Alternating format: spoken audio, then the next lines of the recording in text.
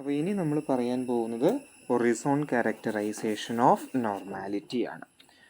നമുക്ക് ഓൾറെഡി അറിയാവുന്ന ഒരു കാര്യമാണ് എന്ത്, കംപ്ലീറ്റ് റെഗുലാരിറ്റി ഇംപ്ലൈസ് റെഗുലാരിറ്റി എന്നുള്ളത്. എന്തായിരുന്നു കംപ്ലീറ്റ്ലി റെഗുലർ സ്പേസ് എന്ന് പറഞ്ഞാൽ, അല്ലെങ്കിൽ എന്താണ് കംപ്ലീറ്റ്ലി റെഗുലർ? എപ്പോഴാണ് നമുക്ക് പറയാനായിട്ട് സാധിക്കുക ഒരു സ്പേസ് കംപ്ലീറ്റ്ലി റെഗുലർ ആണ് എന്നുള്ളത്? എപ്പോഴാണ് നമ്മൾ പറഞ്ഞിരുന്നത്? കംപ്ലീറ്റ്ലി റെഗുലർ എന്ന് പറഞ്ഞു കഴിഞ്ഞ് കഴിഞ്ഞാൽ നമ്മുടെ ടോപ്പോളജിക്കൽ സ്പേസിനെ സംബന്ധിച്ച് ഒരു പോയിന്റ് ഉണ്ടായിരുന്നു എക്സ് എന്ന് പറയുന്നത്, ഒരു ക്ലോസ്ഡ് സെറ്റ് നമ്മളവിടെ കൺസിഡർ ചെയ്തു. ഈ രണ്ട് പുള്ളിക്കാരെയും നമ്മൾ സെപ്പറേറ്റ് ചെയ്തത് ആരുടെ സഹായത്തോടു കൂടിയാണ്? അവിടെ ഒരു കണ്ടിന്യൂസ് ഫംഗ്ഷൻ്റെ സഹായത്തോടു കൂടി. ആ കണ്ടിന്യൂസ് ഫംഗ്ഷൻ്റെ പ്രത്യേകത എന്തായിരുന്നു?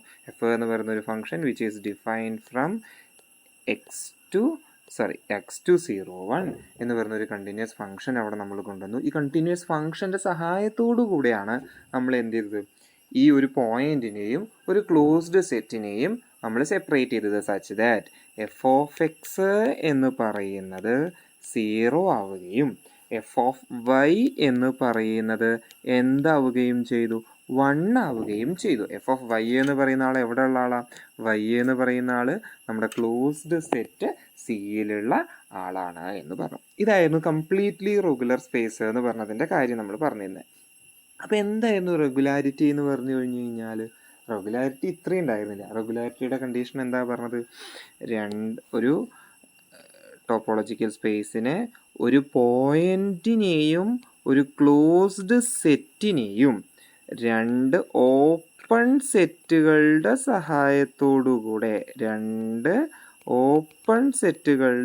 സഹായത്തോടുകൂടെ എന്ത് ചെയ്യുകയാണ് ചെയ്തത്? നമ്മൾ സെപ്പറേറ്റ് ചെയ്യുകയാണ് ചെയ്തത്. എന്താ അവിടെ ഉണ്ടായത്? ഒരു പോയിന്റിനെയും ഒരു ക്ലോസ്ഡ് സെറ്റിനെയും. അവിടെ കണ്ടീഷൻ ഉണ്ട്, എക്സ് എന്ന് പറയുന്ന ആൾ ഈ എക്സ് എന്ന് പറയുന്ന പോയിന്റ് എവിടെ ഇല്ല? ഈ സി എന്ന് പറയുന്ന ആളിൽ ഇല്ല കേട്ടോ.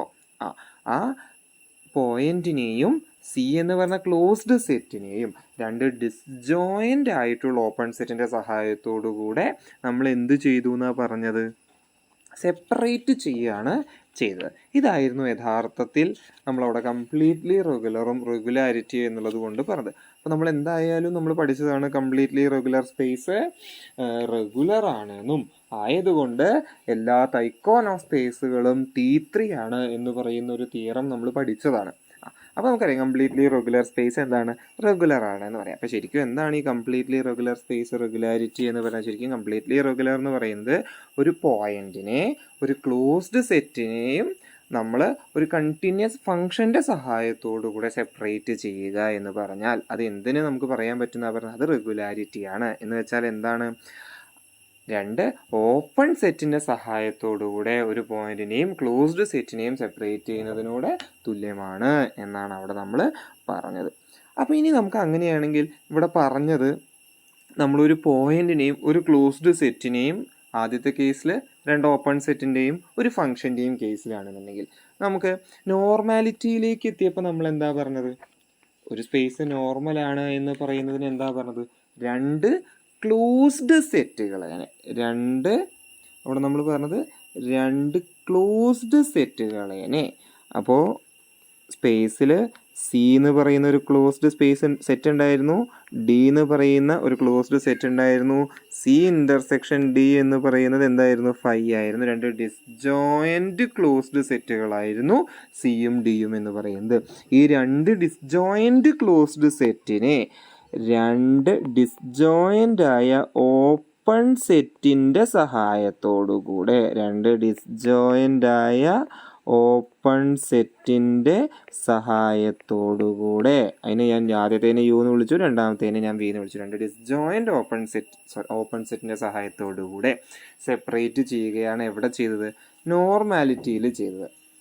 അങ്ങനെയാണെങ്കിൽ ഇതിനെ നിങ്ങളൊന്ന് ചിന്തിക്കാൻ പറ്റുമോ? ഇതിനെ ഒന്നും കൂടെ രസകരമാക്കാൻ തരത്തിൽ നമുക്ക് ഇതിലേക്ക് ഒരു കണ്ടിന്യൂസ് ഫംഗ്ഷനെ കൊണ്ടുവരികയും ഈ 2 കണ്ടിന്യൂസ് ഫംഗ്ഷനുകളെ ക്ലോസ്ഡ് സെറ്റിൻ്റെയും കണ്ടിന്യൂസ് ഫംഗ്ഷൻ്റെ സഹായത്തോടുകൂടെ സെപ്പറേറ്റ് ചെയ്യുക എന്ന രീതിയിലേക്ക് ഇതിനെ മാറ്റാൻ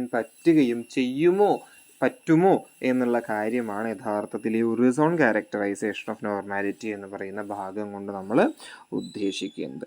മനസ്സിലാവുന്നുണ്ടോ?